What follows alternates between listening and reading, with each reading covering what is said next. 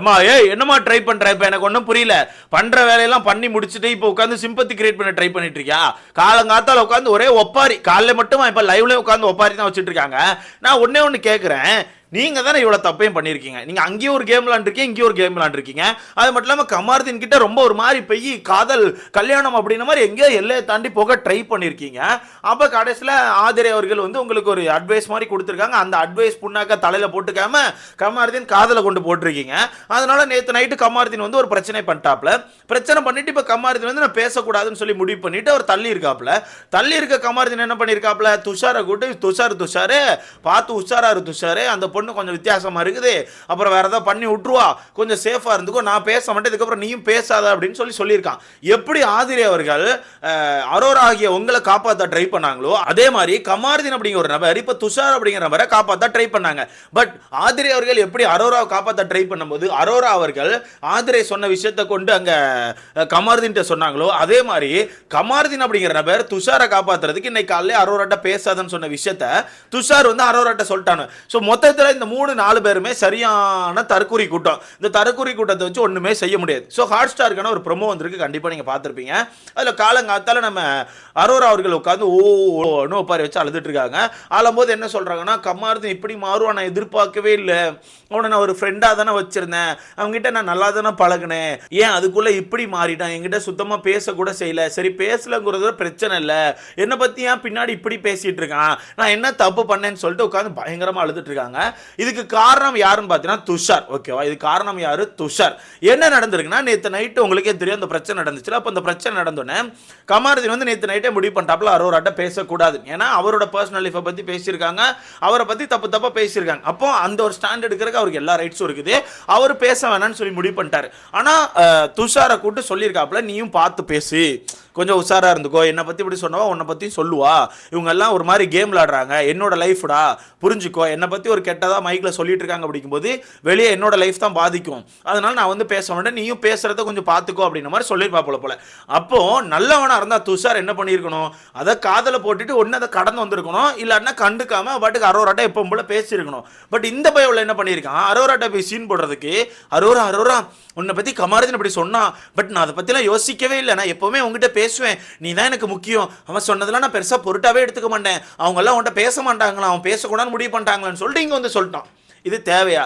எப்பா துஷாரு சோக்கில் சுத்துறியா, ஏதாச்சும் சோக்கில் சுத்துறியான்னு கேட்குறேன். இங்கே வந்து சொல்லியாச்சு. உடனே அதை பிடிச்சி வச்சுட்டு அரோரா ஒரே அழுக, என்னை பற்றி இப்படி பேசிட்டோம், நான் என்ன பண்ணேன், நான் நல்லா தானே பழகினேன், நான் ஃப்ரெண்டாக தானே இருந்தேன், நான் நல்லா தான் இருந்தேன், நான் என்ன தப்பு பண்ணேன், நான் எதுவுமே தப்பு பண்ணல அப்படின்னு உட்காந்து பயங்கரமாக சிம்பத்தி கிரியேட் பண்ண ட்ரை பண்ணுறாங்க, அழுறாங்க உட்காந்து பயங்கர அழுக.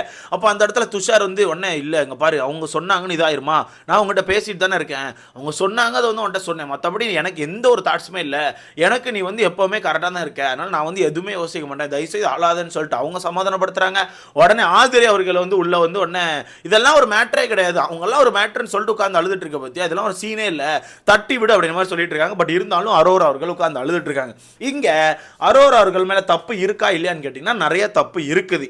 என்னன்னா உண்மையாவே கமாருதீன் வந்து அந்த கல்யாணம் பண்ணிக்கிறேன் அந்த மேட்டர் ஏதோ பேசி அது வந்து உண்மையாவே உங்களுக்கு பிடிச்சிருந்துச்சுன்னா இவங்க யாரோட அட்வைஸையும் கேட்க கூடாது. ஃபர்ஸ்ட் ஒன்று ஓகே, இவங்க உண்மையாவே கமாருதீன் வந்து அந்த சொன்ன விஷயத்தை சீரியஸாக எடுத்துக்கிட்டு அதை ப்ராசஸ் பண்ண ட்ரை பண்ணாங்கன்னா யாரோட அட்வைஸையும் எடுக்கக்கூடாது ஒன்று. ஆனால் இவங்க என்ன பண்ணியிருக்காங்க, ஆதிரை அவர்கள்ட்ட போய் சொல்லும் போது ஆதிரை வந்து மைக்கை கழட்டி போட்டுட்டு அவன் எல்லார்ட்டையும் இப்படி தான் சொல்லுவான், எல்லா பொண்ணுங்கிட்டையுமே கல்யாணம் பண்ணி தான் சொல்லுவான், ஸோ கொஞ்சம் பார்த்து அவன்கிட்ட உஷாராருன்னு சொல்லி ஆதிரை அவர்கள் சொல்லியிருக்காங்க. அப்போ ஆதிரை அவர்கள் சொன்னோன்னே ஆதிரை அவர்கள்ட்ட வந்து நீங்கள் அட்வைஸ் கேட்டதுனால ஆதிரை அவர்கள் சொன்ன அட்வைஸை காதில் போட்டுட்டு அமைதியாக இருந்திருக்கணும்.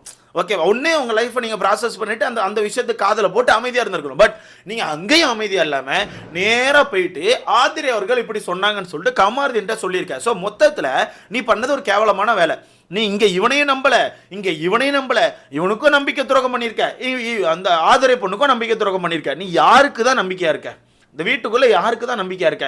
ஸோ இங்க போய் இங்க சொல்லியாச்சு, ஆதிரை வந்து உன்னை பத்தி இப்படி சொன்னா, அதனால எனக்கு டைம் வேணும், நான் யோசிக்கணும் அப்படின்னு சொல்லிட்டு ஒரு இதை பண்ணிட்டு வந்துட்டு ஒரு 2-3 நாட்கள் பேசாமல் இருந்திருக்காங்க.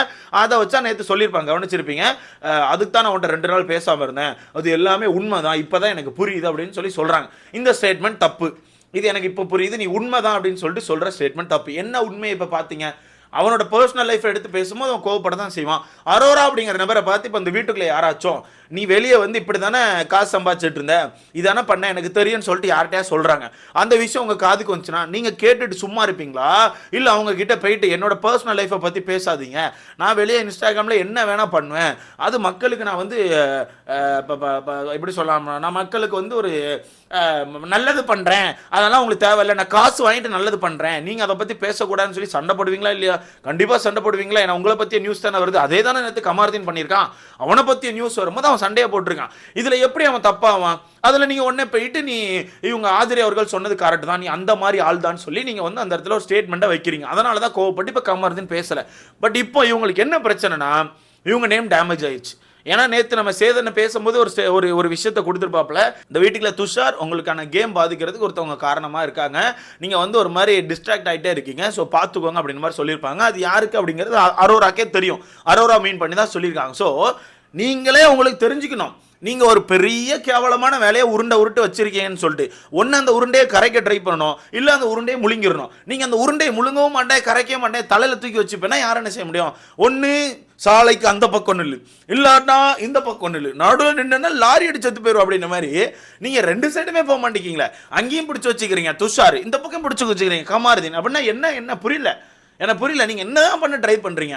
நான் கேட்குறேன், எனக்கு புரியல. நீங்க என்ன பண்ண ட்ரை பண்றீங்க? ரொம்ப கன்றாவியான ஒரு வேலையை ட்ரை பண்ணிட்டு இப்போ மாட்டிக்கிட்டோன்னே எப்படி தப்பிக்கலாம், யார் மேல பிளைம் பண்ணலாம், எப்படி சிம்பத்தியை கிரியேட் பண்ணலாம்னு சொல்லிட்டு வீட்டுக்குள்ள உட்காந்து நாடகம் பண்ணிட்டு இருக்காங்க. பக்காமான நாடகம், ரொம்ப தெளிவான ஒரு நாடகம். நேற்று தானே அவன்கிட்ட வீராப்பா பேசிட்டு வந்தீங்க, நேற்று எபிசோட்லேயே பார்த்துருப்பீங்க மக்களே. நேற்று நைட்டு அவங்கள்ட்ட வீராப்பா போயிட்டு இதுக்கப்புறம் நான் அவன்கிட்ட பேச மாட்டேன், உன் லைஃப்பை நீ பார்த்துக்கோ, எனக்கு தெரியும் நீ கேம் ஆட தானே வந்த, நீ கேம் ஆடிக்கோ, எனக்கு என்ன பார்த்துக்க தெரியும்னு சொல்லிட்டு பயங்கர டைலாக்லாம் விட்டு வந்தீங்க. அப்போ அவன் உங்களை பற்றி பேசினா நீங்கள் ஃபீல் பண்ணக்கூடாதுல்ல? உங்களை பற்றி துஷார்கிட்ட போயிட்டு துஷார் அவட்ட பேசாதன்னு சொன்னால் நீங்கள் அதை பற்றி ஃபீல் பண்ணக்கூடாதுல்ல? நீங்கள் ஏன் ஃபீல் பண்ணுறீங்க? ஸோ இப்போ உங்களுக்கு வரும்போது அது ரத்தம்னு தெரியுதுல்ல, அதே தான் நேற்று கமாருதீனுக்கு வரும்போது அவனை பற்றி பின்னாடி பேசியிருக்காங்கன்னு தெரிஞ்சோன்னே அவன் சண்டையை போட்டு உடச்சிட்டான். என்ன இப்போ அவனுக்கு நான் இங்கே சப்போர்ட் பண்ணல, அவன் வந்து அவன் விடுற வார்த்தைகள் நிறைய டப்புன்னு வார்த்தைகள் விடுறான், அது ரொம்ப ரொம்ப தப்பு. மற்றபடி அவன் நேற்று எடுத்து ஸ்டாண்டு கரெக்டு தான். அவனை பற்றி தப்பாக பேசாமல் அவன் தான் ஸ்டாண்ட் எடுக்கணும், அதனால் அவன் ஸ்டாண்ட் எடுத்திருக்கான். ஸோ அவன் எடுத்த ஸ்டாண்ட் நம்ம இங்கே குத்தம் சொல்ல போகிறது கிடையாது. பட் நீங்கள் உங்களை திருத்திக்கோங்க. நீங்கள் பண்ணுற விஷயங்கள் ரொம்ப ரொம்ப ரொம்ப ரொம்ப தப்பு, ரொம்ப கேவலமான வேலையை பார்த்துட்ருக்கீங்க. நேற்று அவ்வளோ பிரச்சனை நடந்தும் இன்னைக்கு காலைல வாட்டுக்கு போயிட்டு நம்ம நினச்ச மாதிரியே தண்ணி பழத்து கூட சேர்ந்து டான்ஸ் ஆடிட்டு இருக்கீங்க, தண்ணி பழத்தை பிடிச்சி ரொமான்ஸ் பண்ணிட்டு இருக்கீங்க. இப்படி நாளைக்கு தண்ணி பழமும் உங்ககிட்ட வந்து கண்டென்ட்டுக்கு நிற்பாரு. நீங்கள் தான் ஒரு கண்டென்ட்டுக்கு வழி கொடுக்குறீங்க, ஓகேவா? ஜேசிபி வச்சு தோண்டி ரோடு போட்டு வா இந்த வழியா வா அப்படின்னு சொல்லிட்டு ரோடை போட்டு கொடுக்குறீங்க. அவன் வந்து அங்கே நின்ன பிறகு தான் தெரியுது ஆல்ரெடி நீங்கள் இன்னொரு ரோடும் போட்டு வச்சிருக்கீங்க இன்னொருத்தருக்குன்னு சொல்லிட்டு. அப்போ அவன் சண்டை போடுறான். இப்படி தான் இந்த வீட்டுக்குள்ள கண்டென்ட் போயிட்டு இருக்கு. ஆல்ரெடி நாங்கள் உங்கள் கண்டென்ட்டை பார்த்துட்டோம், நீங்கள் எப்படி டபுள் கேம் ஆடுறீங்க அப்படிங்கிறத பார்த்துட்டோம். ஸோ உட்காந்து சிம்பத்தி கார்டை வந்து தூக்காமல், சிம்பத்தியை கிரியேட் பண்ணாமல், சத்தம் காட்டாமல் உங்கள் வேலையை பாருங்கள். உட்காந்து கேம் விளையாட ட்ரை பண்ணுங்க. வீட்டுக்குள்ள டாஸ்க் வருது, அதை விளையாட ட்ரை பண்ணுங்க. வேற ஏதாவது வீட்டுக்குள்ள வந்து ஏதாச்சும் இது மாதிரி ஆக்டிவிட்டி மாதிரி வைக்கிறாங்களா, அதில் உங்கள் ஸ்கில்ஸை காமிங்க. உங்களுக்கு என்ன ஸ்கில்ஸ் இருக்கோ அதை காமிங்க.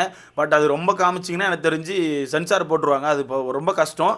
வெளியே உங்கள் ஸ்கில்ஸ் நாங்கள் பார்த்துருக்கோம், அதனால் பார்த்து வேறு ஏதாவது ஸ்கில்ஸ் உங்களுக்குள்ளே இருந்துச்சுன்னா அதை ஷோ பண்ணுங்கள். இல்லாட்டினா இந்த வாரம் வெளியே வந்துடுங்க, ஒன்றும் பிரச்சனை இல்லை. ஏன்னா உங்களை வச்சு எங்களுக்கு தலைவலி தான் வருது, தலைவலி வருது, மண்டக்கருக்காகுது, இன்னும் எளவு கண்டென்ட்னு யோசிக்க வைக்கிறதுனால நீங்கள் வெளியே வந்தீங்கன்னா ரொம்ப சந்தோஷமாக இருக்கும், உங்கள் வாழ்க்கையே ரொம்ப பிரகாசமாக இருக்கும். ஏன்னா வெளியே உங்களுக்கு பயங்கரமாக ஆதரவாளர்கள்லாம் வந்திருக்காங்க. 600-700 சப்ஸ்கிரைபர்ஸ் புதுசாக வந்திருக்காங்க. 2.5-3 லட்ச ரூபா உங்களுக்கு காசு வந்துட்டு ஒரு மாதத்துக்கு. ஸோ அது போதும், நீங்கள் எதிர்பார்த்த விஷயங்கள் கிடச்சிட்டு. அதனால் இந்த வாரம் வெளியே வந்துருங்க மக்களே, தயவுசெய்து வெளியே போட்டுருங்க. கால கொடுமையாக இருக்குது. துஷாரு நீ திருந்த மாட்டேன், விளங்க மாட்டேன், உருப்பட மாட்டேன், ஒன்றத்துக்கு ஆக மாட்டேன் பார், இந்த வாரம் நீ வெளியே வந்துடும். அதுக்கப்புறம் துஷார் அப்படிங்கிற நபரை போட்டு மக்கள் அடிக்கிற அடியில் துஷார் திருப்பி எங்கே போகிறன்னு தெரியாது. ஆல்ரெடி துஷார் எங்கே இருந்தாருன்னே மக்களுக்கு தெரியாது. எந்த புதரக்குல இருந்தால் இவனை தூக்கிட்டு வந்திருக்கான டீமு. பார்ப்போம் என்ன நடக்குது. ஸோ இதை பற்றி உங்களுக்கான கருத்துன்னு சொல்லிட்டு மறக்காம கமெண்ட் கூட அடுத்த பார்க்கலாம்.